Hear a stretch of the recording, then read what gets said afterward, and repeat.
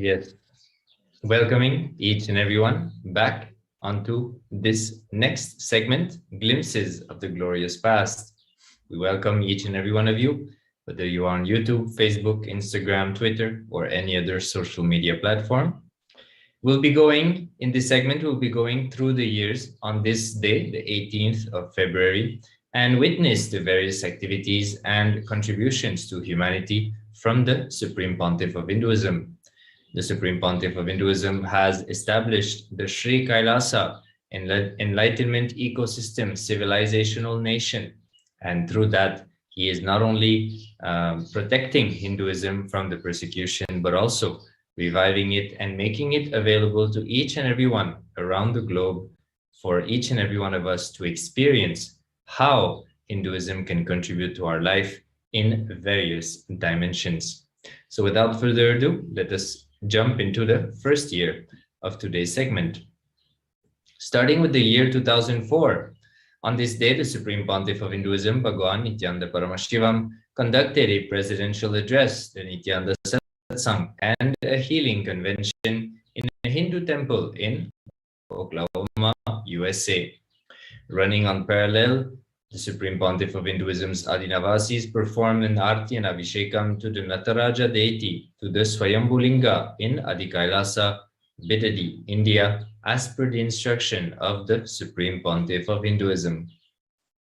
So here we can see the Supreme Pontiff of Hinduism early, after starting his public life. The Supreme Pontiff of Hinduism did travel across India many times, throughout India, the length and breadth of India, and as well as around the world. Here we can see the Supreme Pontiff of Hinduism in the United States, in the city of Oklahoma, in the temple, conducting the presidential address as well as the healing convention. The Supreme Pontiff of Hinduism has developed many programs in order to reach out to people and make them experience the various dimensions of Hinduism, healing, spiritual healing being one of them.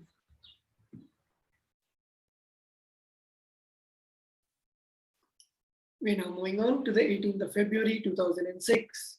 On this day, the photos of the Supreme Pontiff of Hinduism were taken for the purpose of using these photos as part of various books and banners that were frequently being published.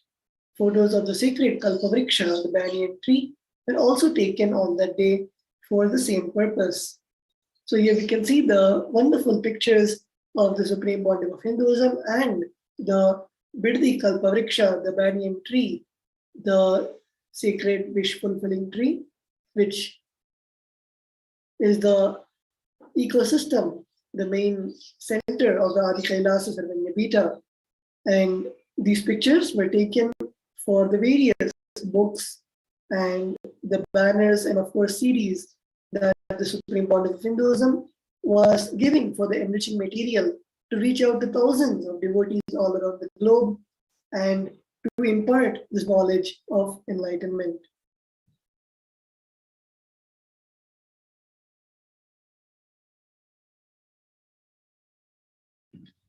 Entering now into the year 2008, we can see the Supreme Pontiff of Hinduism, along with other Hindu leaders, going through temples. On this day, the Supreme Pontiff of Hinduism, Bhagwan Nithyananda Paramashivam, was invited as a special guest by Sri Balagangadharanatha Swami from the Adi Chunchanagiri Mutt for the most auspicious occasion of the Mahakumbhabhishekam of the Sri Kalabhairaveshwara Swami Devalaya at the Sri Adi Chunchanagiri Mahasamsthana Mutt in Bangalore, India. Since a very young age, the Supreme Pontiff of Hinduism was always honored and selected by all prominent Hindu leaders because they saw in him their aspirations for the revival of Hinduism in its most authentic form being fulfilled. The Supreme Pontiff of Hinduism, having grown in Tiruvannamalai around the Arunachaleshwara temple, literally grew up in the temple ecosystem and therefore got to know everything that is required and which needs to be known about temples. The Supreme Pontiff of Hinduism decided at a very early age that he would revive this lifestyle of the temple-based community And like we are seeing here, many Hindu leaders saw that the life and the fire of the Supreme Pontiff of Hinduism towards this revival of the Hindu ecosystem, the temple-based community ecosystem, would be something that the Supreme Pontiff of Hinduism would revive and bring back to mainstream of humanity. So like that, they saw their aspirations having tremendously high chances of being fulfilled through the Supreme Pontiff of Hinduism, and therefore engaged with the Supreme Pontiff of Hinduism in various ways, always inviting him in various functions, such as this one.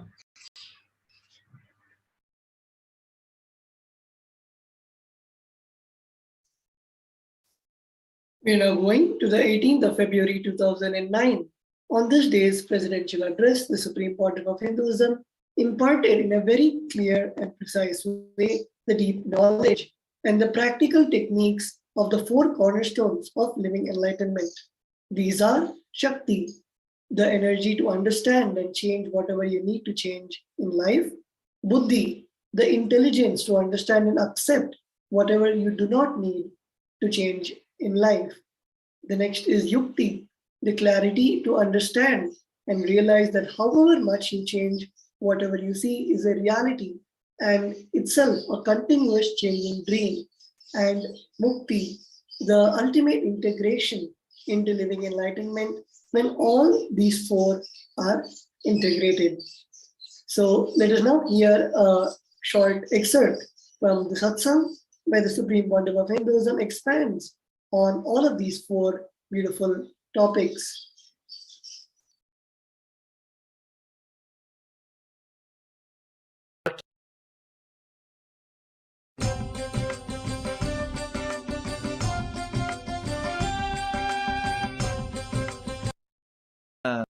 Recorded human history, we have 5,000 wars. Each war claims, when they start the war, they say we are going to bring peace to the world. Each war, each leader who starts the war claims he is going to bring peace to the world. One important truth is missed by all of them. When you start becoming conflict free, suddenly the world which you experience becomes conflict free. Only that is possible. This is the only possibility. If you try to do anything more, anything beyond, I always tell people, your manasarira can become peaceful. That is what is world. We have different layers of our being. Stula sarira means physical body. Your skin is the boundary of your physical body. Prana sarira means the prana which you use, maybe 6 feet to 9 feet. That is the boundary of your prana sarira. Mana sarira means the mind, the length and breadth which you can visualize with your mind, or the number of years you can foresee about your life. See, you can't foresee, you can't visualize about your life more than 1 year. Try your best. You may imagine, but you can't visualize. Imagination is different from visualization. Visualization means when you visualize, your heart also believes what you are visualizing is possible. Imagination means when you are thinking, your heart very clearly knows it is nothing to do with your reality. Please understand the difference between imagination and visualization. With imagination, when you are imagining, your heart knows you are imagining. With visualization, suddenly you know there is a possibility. Yes, I am thinking. I am working. There is a subtle difference between imagination and visualization. What you can visualize is the boundary of your manasarira. Whatever you can visualize, if that becomes conflict free, in tune with what you are inside, you are living enlightenment, you have brought peace in the world. Only this is the possibility. This is the only thing which is possible. Everything else is impossible. People think, oh, whole world should become peaceful, should become happy. Only then I will be peaceful, I will be happy. You will never be. It's like you wait. One child was waiting. Mother asked, where? Child was waiting on the seashore. Mother asked, why are you waiting without taking bath? He says, no, no, let all the waves get settled, then I will take bath. It's never going to happen. Please understand, it's a very subtle point. If you can understand this truth, your unnecessary efforts you will be relieved from those unnecessary efforts. Many times we continuously suffer seeing others suffering. People ask me, Swamiji, are you not suffering? Seeing war here, seeing terrorism there. I said, please understand, if you also start suffering, you will add more suffering to planet Earth. Don't suffer. Try to bring people out of suffering. Your sympathy is supposed to bring them to your level, not it should bring you to their level. There is a big difference. If you also reach their level, what will happen? There is one more person who is suffering. People come and ask me, what is the solution for poverty? I tell them, try to bring them to your level. Change their consciousness. Change their idea about life. Try to bring them to your level. If you start thinking about that continuously and depressed, you will reach their level. Then we have one more poor person, that's all. It's no way going to help. So, what I mean by the word living enlightenment, the first definition, living conflict-free life inside your body, mind, and what you experience as the world. I am not using the word whole world. No. I am using the word what you experience as the world. This is the only possibility. Nothing else is possible. If this is done, you are living enlightenment. Usually, we set impossible goals and try to reach. When we fail, we confirm it is impossible. And once we confirm it is impossible, we stop putting even the little effort which we were doing. And after that, all we do is blame the world, blame the God, blame everybody. Continuously blaming, blaming, blaming. Our whole life ends in blaming. So fix the proper practical goal. Understand what is possible and try to work. When you know something is possible and start working towards it, even a small, simple victories you achieve will bring tremendous encouragement, will give you tremendous courage, more confidence. You will start moving deeper and deeper towards the truth. You will start achieving and living what I call enlightenment. Let me define the enlightenment, living conflict-free life. If I have to use more words, I can give you a little detailed definition so that it can become like a practical techniques. See, now what I said, living conflict-free in the body, mind, and what you experience as the world is the truth. That's the truth. Now, I am trying to make that as a science which you can use in your life, applied science, technique. 4 techniques. I call these 4 as the techniques. 4 techniques to live enlightenment. First thing, changing whatever you can change, Shakti, expressing energy to change whatever you can change. Please understand, spirituality is not complete tamasic acceptance. It's laziness. Laziness is not spirituality. Laziness is not spirituality. Many times, that is what has happened to India. See what has happened. The civilization, which stands for enlightenment, this whole country's infrastructure is built for enlightenment.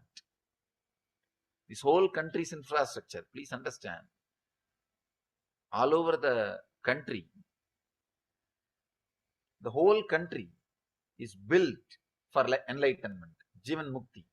But somehow, slowly in course of time, as Krishna says, Yogo Nashta Parantapaha, the yoga is lost. The great science is lost. When the science is lost, the tamas is taken as enlightenment.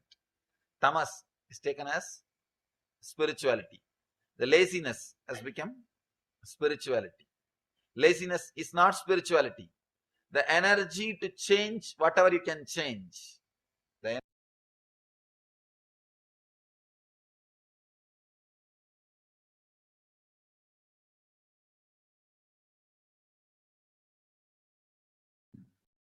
Yes.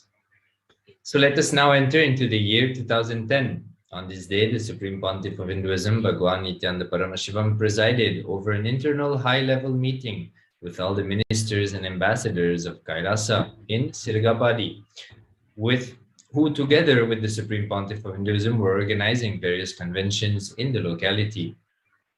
Since the very first day that the Supreme Pontiff of Hinduism undertook his mission, he has been consistently organizing and inspiring people, and thus ultimately setting the solid foundations for the revival of the Kailasa nation.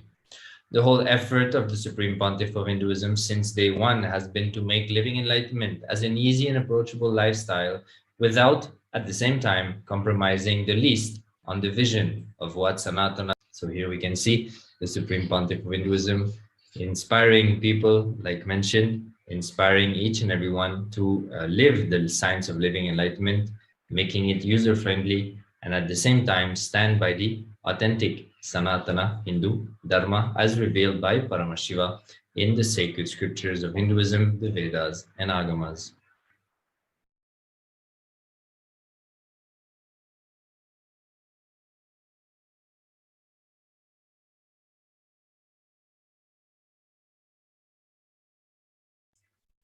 So on the same day, the Supreme Pontiff of Hinduism presided over the inauguration of the Kailasa in Sirgapadi.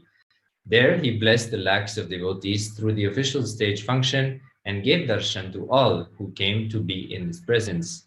The Supreme Pontiff of Hinduism has always and is always making himself available in all possible ways, especially in those days when he was physically gracing the society. Here you can see the hundreds of thousands of people who gathered for the inauguration, and they all received darshan by the Supreme Pontiff of Hinduism. The Supreme Pontiff of Hinduism used to sit for hours together and did not leave the Simhasana until the last person who came to have darshan of the Supreme Pontiff of Hinduism got the darshan.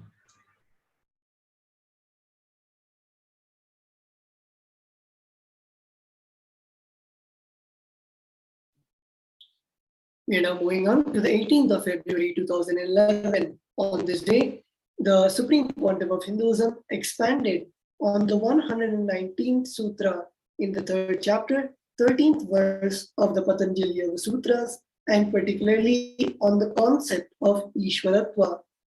The Supreme Pontiff of Hinduism explained that in the Ashtama Siddhis, Ishwaratva is one Siddhi. It is always translated and interpreted as becoming powerful.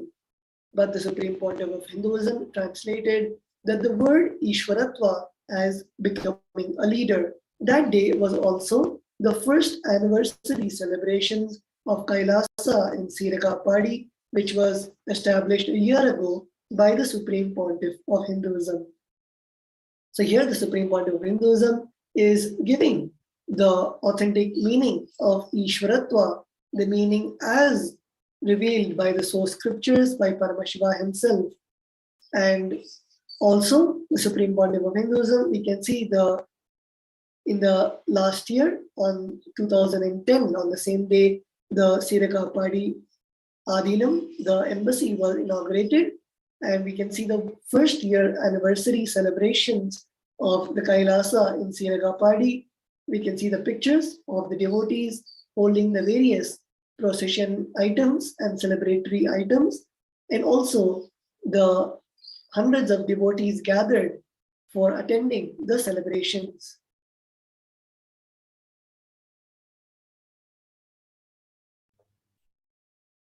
Entering now into the year 2012, on this day's presidential address, the Supreme Pontiff of Hinduism, Bhagwan Nithyananda Paramashivam, intercepted the Akashic records on the 4th chapter, 10th verse of the Jnana Karma Sannyasa Yoga of the Bhagavad Gita. From this grand download and rehappening of the Bhagavad Gita, he expounded on how we can achieve the state of Krishna. The Supreme Pontiff of Hinduism beautifully shared that by moving through our lives with playfulness, by remembering that all events are Leela, a grand game, we raise the frequency of our consciousness. As such, when we bring the wise understanding into our life experiences, we become light and pure, lifting ourselves to match the inner space of the divine.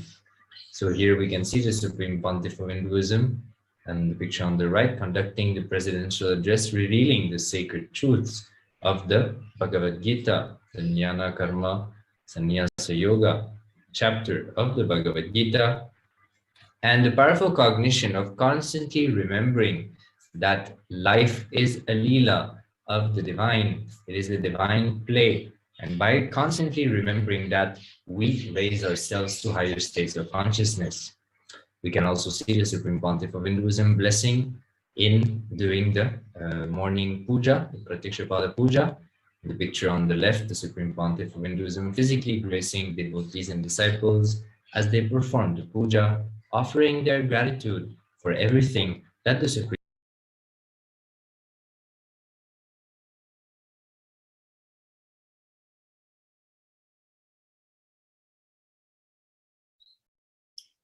We are now moving on to the 18th of February 2013. On this day's presidential address, the Supreme Pontiff of Hinduism, Bhagavan Nithyananda Paramashivam, elaborated on the process of aligning ourselves to the purpose of our life. The Supreme Pontiff of Hinduism shared that when we constantly share to others about the four tattvas of integrity, authenticity, responsibility, and enriching, that process makes the manana to happen in us. Constantly sharing strengthens these tattvas in us, and they become part of our biomemory. He inspired everyone to constantly organize and introduce these four tattvas in themselves and others. So here we can see the Supreme Pontiff of Hinduism giving the Nityananda Satsang and expanding on the four sacred truths, the four sacred powers of integrity, authenticity, responsibility, and enriching. And just by sharing this with others, we will also be internalizing all these truths, as the more you enrich others, the more you share these truths with others, the more it becomes a part of you. Many times you might see that even in your regular mundane, the school work, if you teach others the concepts that you want to learn, you will learn it better yourself. The same way, when you decide to enrich others, when you decide to share the knowledge with others, you get more and more clicks, you get more and more of the experience of the truths that you are sharing. So all of you can see the various satsangs given by the Supreme Pontiff of Hinduism on the four tattvas, the four powers, and also you can share it with everyone you know to internalize these truths.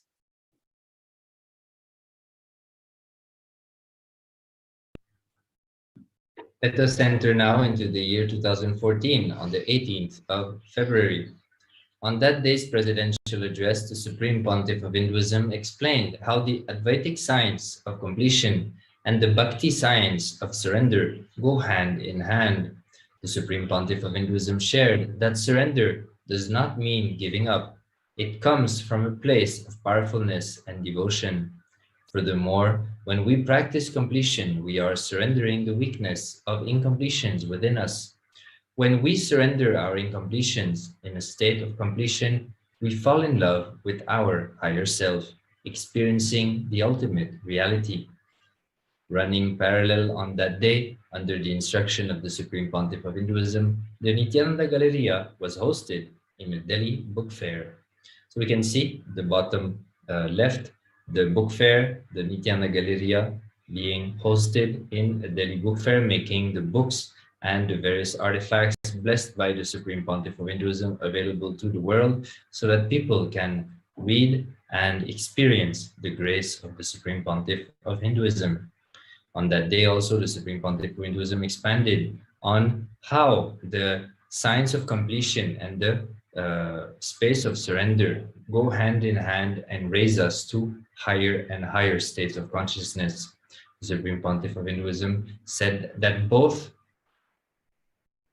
spaces, the space of surrender and the space of completion, happen from a space of powerfulness, and therefore they do not hinder each other. On the other hand, they help each other to raise you to higher and higher spaces.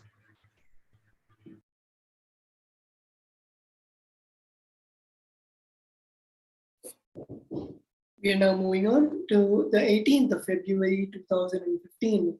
On that day's presidential address, the Supreme Pontiff of Hinduism held an important governance meeting with the delegates and ambassadors of the Kailasa nation. The Supreme Pontiff of Hinduism has made a part of his mission to raise everyone to be a leader and to stand up for Sanatana Hindu Dharma. As such, he was persecuted by the Hindu Misia people because he advocates the revival of Sanatana Dharma in its most authentic form. So here we can see the Supreme Pontiff of Hinduism training and guiding the various delegates and ambassadors of the Kailasa nation. As the Supreme Pontiff of Hinduism beautifully put it, it is not people who run the Kailasa nation, it is not normal people, but it is the enlightened civilization, the group of enlightened people that the Supreme Pontiff of Hinduism is reviving. And of course, as even though the Supreme Pontiff of Hinduism was persecuted by the Hindu Misia people, the Supreme Pontiff of Hinduism is standing strong and every single day reviving the Sanatana Hindu Dharma in its most authentic and glorious form.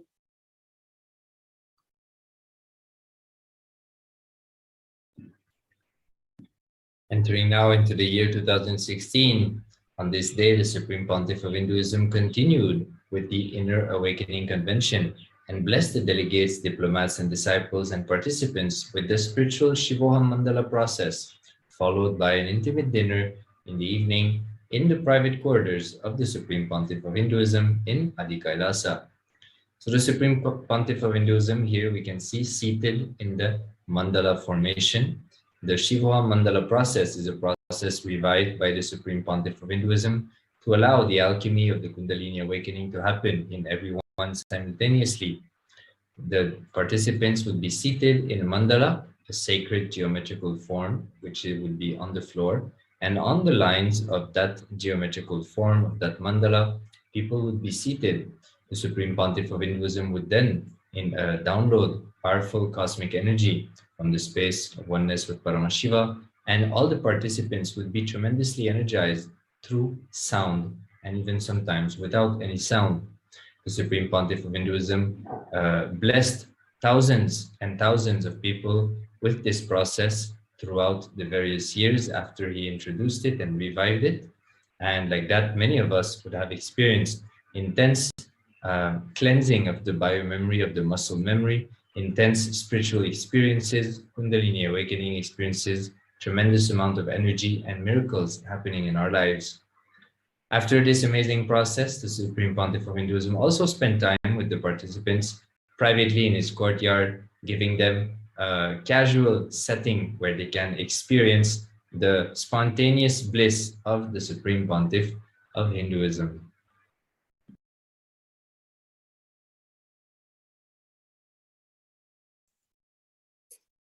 We are now moving on to the 18th of February 2017.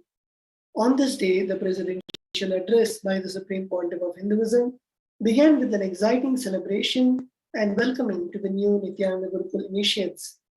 This was the final day of the Nithyananda Youth Convention, and Kailasa welcomed any and all inspired youth to join the Nithyananda Gurukul. That day's presidential address, Nithyananda Satsang, Rudrabhishekam, and Nithyananda Youth Convention were conducted by the Supreme Pontiff of Hinduism in Adi Kailasa, Karnataka, India. So we can see the various happenings of the day of the 18th of February, which began with the Nithyananda Satsang, the Rudrabhishekam, which is the sacred, giving the sacred bath to the 21-foot linga in the Vaidya Sarovar in Adi Kailasa. the Nithyananda Youth Convention, which the last day was going on, where the various kids, the various participants of the program were inspired to join the Nithyananda Gurukul to continue their spiritual journey. Also, the Supreme Pontiff of Hinduism conducted the presidential address, the Nithyananda Satsang.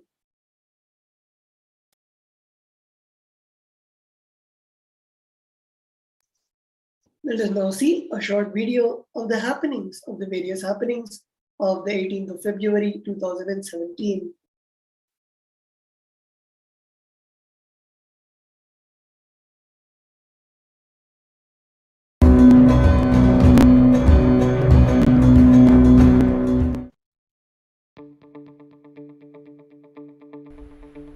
I tell you,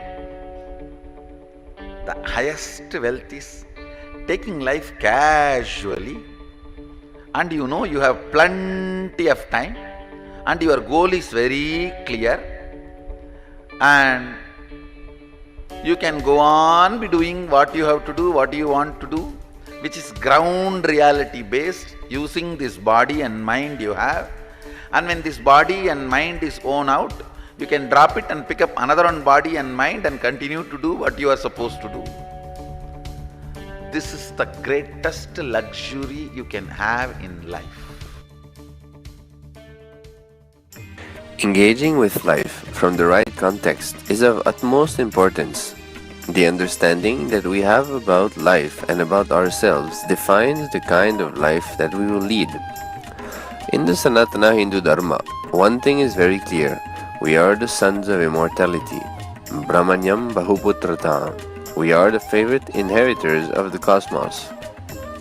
In the morning, in the Vaidya Sarovar, we offer Abhishekam to Sadashiva in the form of Rudra Abhishekam. By doing this offering, we remind ourselves of that context to make sure that this understanding vibrates to the core of every cell of the body. Radiating this truth is the best way of enriching humanity. Swamiji shared that making people believe that there is a difference of quality between our will and the cosmic will is the biggest crime committed on humanity. There is only a difference in quantity, not in quality. Therefore, having the right context about ourselves is the greatest wealth.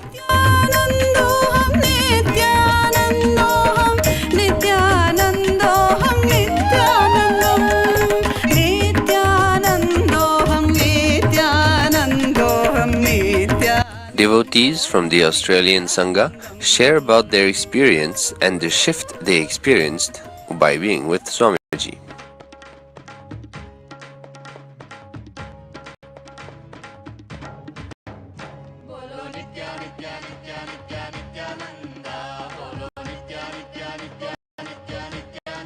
Hi, so my name's Victoria, and today we've spent the day doing the Manifest Your Reality program at Melbourne Ardinum, and just getting more and more intense. So today and yesterday we had to write all of our patterns and everything that is stopping us from manifesting our best reality. And I was just writing. I mean, I think I wrote a book. And it just felt like, as he said, that they were dead snakes and that they were just, as you were writing them, they were peeling away from you. When I was meditating on my incompletions, I brought up a heap of suppressed memories that I now have to work through. But it's really, really beautiful that it's conscious. As Swamiji said today, that you actually are coming from one guru to the other guru. You know, it's not the individual, it's the place that you worship, you know what I mean, or the guru that is in that body, not the body itself. So that's changed my prospect, and I'm looking forward for IA myself, hopefully in 2017. Thank you. Identification of all those patterns that have been sitting with me, and just bringing it to the surface and addressing them and making an, I guess, tangible action plan on how I can fix them. And they look so negligible and small now, which were probably one of the major constraints before today. Most likely I'm going to the I in February as well, which is only 2 weeks away, so fingers crossed, but very optimistic.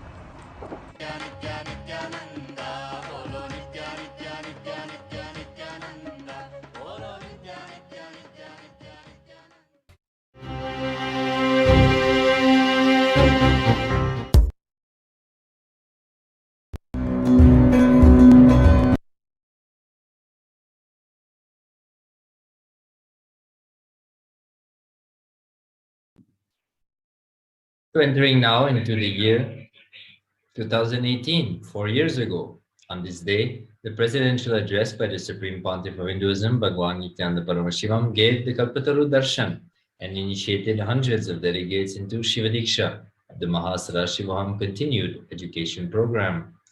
On this day, the Supreme Pontiff of Hinduism shared how Anubhava leads to Anubhuti, to a conclusion, a cognitive shift because of the experience. Today also was the Kalpataru Yoga Convention, which was conducted in 6 different languages in Kailasa embassies across the world. During the convention, delegates shared their experience of the Shakti manifestation, Vibhuti materialization, and the Mahasarashivoham convention. So the Supreme Pontiff of Hinduism conducted various programs on this day. And even when we participate in transformation programs of 21 days, such as Paramashivoham, which is going to take place in a few days from now, here we can see the Mahasarashivoham, which was conducted by the Supreme Pontiff of Hinduism in the year 2017. The Supreme Pontiff of Hinduism, after the program, continues to hold the space of each of the participants to allow those powerful cognitions to blossom even further in their life as they go back to their daily life. Through here, we can see the Mahasarashivoham continued education program. So like that, the Supreme Pontiff of Hinduism always makes himself available and follows up with each and every one of us, giving us the space that we need for the fully blossoming of the initiations and powerful cognitions that he initiated us into.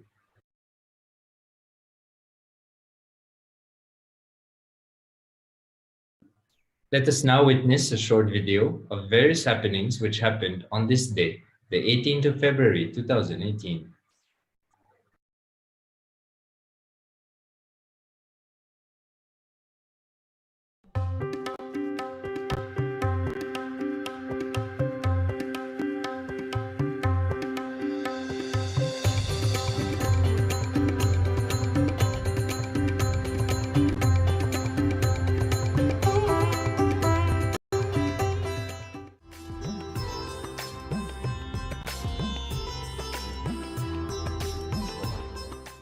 Anubhava is an experience. Anubhuti is your being coming to conclusion, cognitive shift because of this experience. See, I initiate you and you manifest powers. It is Anubhava. Because you manifest the powers, you come to the conclusions about you, life, God, Sadashiva. Hey, if I am manifesting this power, this science is right. Then what this science says about my soul is right. What this science tells about God is right. What this science tells about the world is right. Coming to those conclusions, cognitive shift is Anubhuti.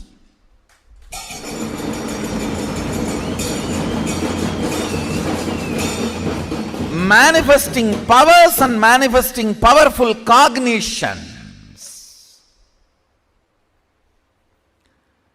If you manifest powers, you should come to Anubhuti, means manifesting powerful cognitions. What more evidence you want to come to Anubhuti than the Anubhava?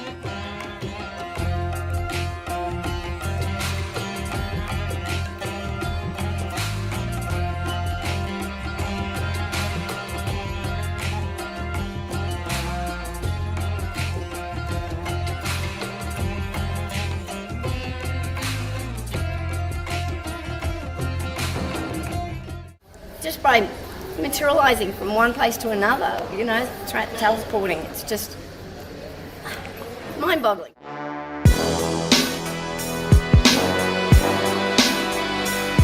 Nobody in Australia would be awake, so I rang my friend Jodie in the US, and Jodie picked up straight away and she said, yes, I'm here.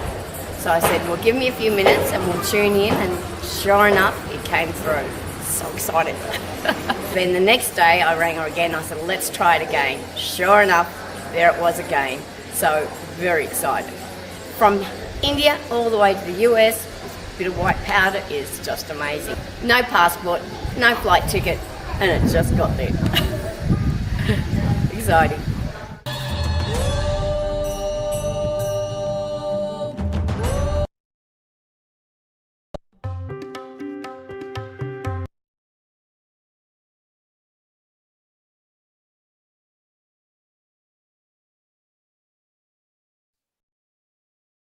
We are now moving on to the 18th of February 2019. On this day, the presidential address by the Supreme Pontiff of Hinduism gave a special blessing to the Los Angeles Embassy, Paschima Kailasa, to manifest a powerful enlightenment ecosystem. After the celebrations for Paschima Kailasa, the Supreme Pontiff of Hinduism went on to explain that all we have to do is understand that we are more than our body. We are consciousness, and that consciousness is a pure reflection of Paramashiva, and he can put this enlightenment DNA into your consciousness, and you can start manifesting powers intensely and immediately. So here the Supreme Pontiff of Hinduism is expanding about how we need to understand that we are more than our body, and how that we are consciousness. That is now here the few excerpts from the satsang of the Supreme Pontiff of Hinduism.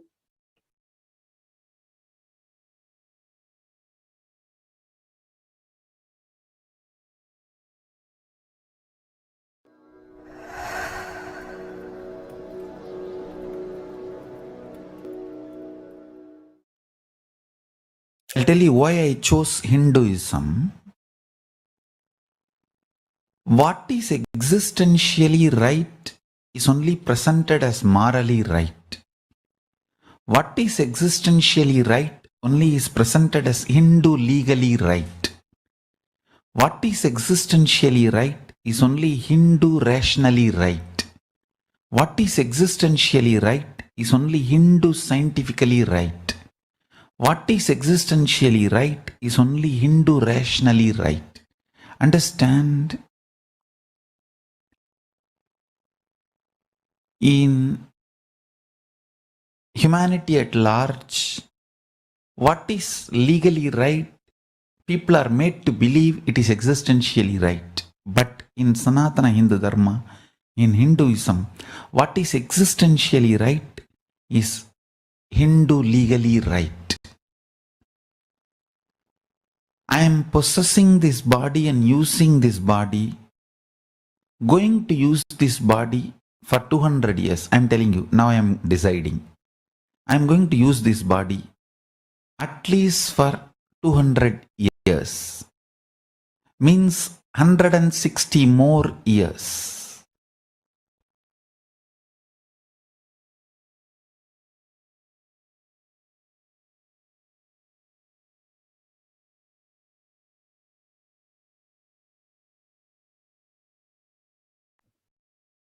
Entering into the next year, the year 2020, 2 years ago. On this day's presidential address, the Supreme Pontiff of Hinduism, Bhagwan Nithyananda Paramashivam, began by celebrating the second day of the Shivaratri Brahmotsava, followed by a deeply profound Nithyananda Satsang, revealing how the seen is always seen based on the frequency and quality of the existence of the seer. The Supreme Pontiff of Hinduism went on to explain to Kailasa delegates, diplomats, and disciples the core of the seer chooses the quantity, quality, impact of the seen on himself and others who see as part of this seeing. Even what you think as others is part of your seen. So, the base of existence of your first second, and third persons is the seer. So do not try to make the seen absolutely independent of the seer by dissolving responsibility of the seer and the impact of the seer on the seen, whether first, second, or third person. Fundamentally, you try to establish that the seen is independent of the seer so that you can put the responsibility of your life on others. Because when you realize the truth that the seer is responsible for the seen, you need to work, transform, and evolve. It is too much work. So here, a very important revelations by the Supreme Pontiff of Hinduism about the impact of the seer on the seen and how that leads to the tattva of responsibility. So inviting each and everyone to go on the 18th February 2020 and listen to the revelation of the Supreme Pontiff of Hinduism directly from him to allow the right understanding and cognitive shift to happen in each and every one of us. So before moving on to the next year, we'll be taking a short break. We'll be right back in a few moments. Stay tuned for the future years of the segment. Just be alive for next 3 years. Don't die within next 3 years. I guarantee you, I will reach you wherever you are.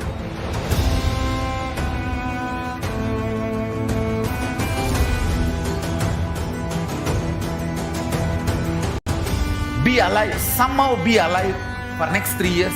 I will reach you wherever you are, whichever corner of the world you may be. I will reach you with enlightenment. It's my commitment to humanity.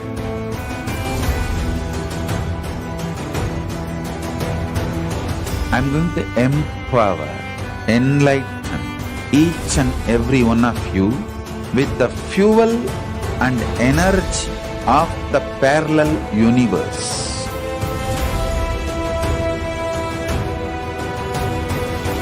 I'll infuse this intense supernal effulgence DNA.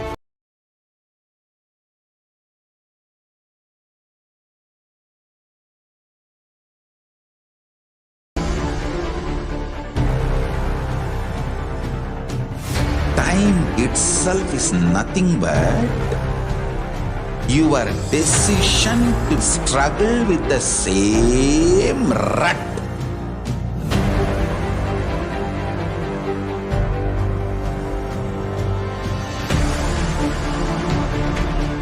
You are destined to be conscious being.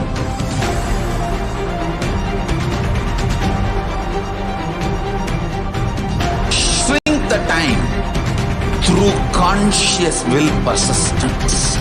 Make the future into present by being ferocious with yourself.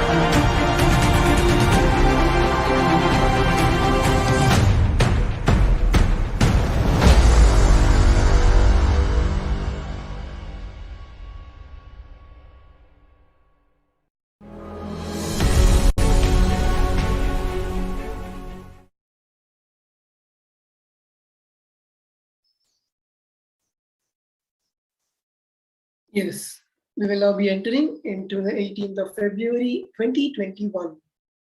On this day, 1 year ago, the presidential address by the Supreme Pontiff of Hinduism, Bhagavan Nithyananda Paramashivam, centered around the blessings of Kailasa's spiritual embassy in Madurai. On this day, following the ushering in of the Uttarayana Punyakala in the auspicious Tamil month of Thai, the season of abundance in the outer and inner world, by the grace of the movement of the sun god from the south to the northern direction started. On this day, the deities would be gracing the city of Madurai and all delegates, diplomats, and disciples through Kailasa in Madurai with the auspicious blessings of the Supreme Pontiff of Hinduism. The deities were Mahagadapati, Subramanya, Chokkanadar Swami, Piriyavidai, and Chandikeshwara. Kailasa nation invited one and all to the auspicious Kalabhairava Bhava Samadhi darshan, which took place in the evening during the Paramashivoham convention. So here we can see the various happenings of the 18th of February 2021, where we can see the Uttarayana Punyakala started. The Uttarayana Punyakala is the auspicious time when the sun starts moving from the southern direction to the northern hemisphere. And on this day in Madurai, the deities would be gracing all the devotees and delegates of the Kailasa in Madurai. The deities are Mahaganapati, who is one of the sons of Bhagavan Paramashiva, Subramanya, another one of the sons of Paramashiva, Chokkanadhar Swami. Chokkanadhar Swami is another name for Lord Sundareshwara, who Paramashiva came down in the form of to marry Devi Meenakshi in the sacred city of Madurai. The next is Devi Piriyavadai, which is the other half of Chokkanadhar Swami of Sundareshwara, and Chandikeshwara. Chandikeshwara is the official accountant of Kailasa, of Mahakailasa, where he makes sure that all the donations which the devotee gives during the Brahmotsava, during the celebrations, are used in the most enriching way and used in the most proper way according to the Vedas and Agamas, and also gives all the benefits for the devotees and the sponsors of that Brahmotsava. And also the Kailasa nation invited everyone to the auspicious Kala Bhairava Bhava Samaj Darshan. The Kala Bhairava Bhava Samaj Darshan is the wonderful happening where the Supreme Pontiff of Hinduism graces all of us in the Bhava of Kala Bhairava. Kala Bhairava is the Lord of time and space, and the one who holds all the records of the past, present, and future, and removes the ego in all of us in the most ferocious yet compassionate way.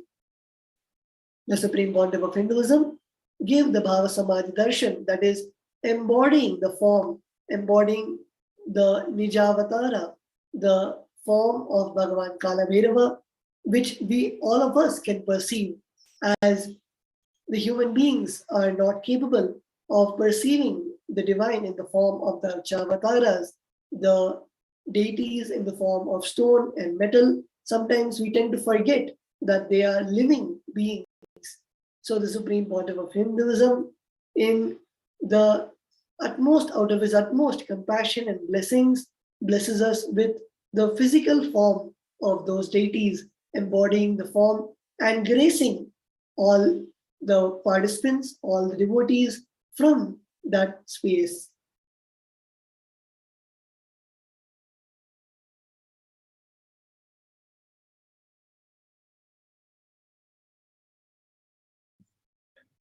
We are now coming to the end of today's segment. We thank each and every one of you for having spent the time with us and seeing the various activities of the Supreme Pontiff of Hinduism over the years on the 18th of February.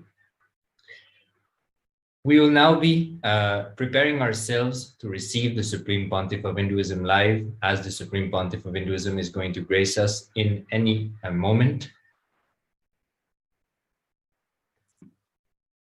In less than 2 weeks, the Supreme Pontiff of Hinduism is going to make himself available for the Paramashivoham Level 3 program from March 1st, from the beginning of Paramashivaratri to March 21st. After 3 years, the most awaited program with the Supreme Pontiff of Hinduism. Paramashivoham is an immersive 21-day awakening event to teach you the science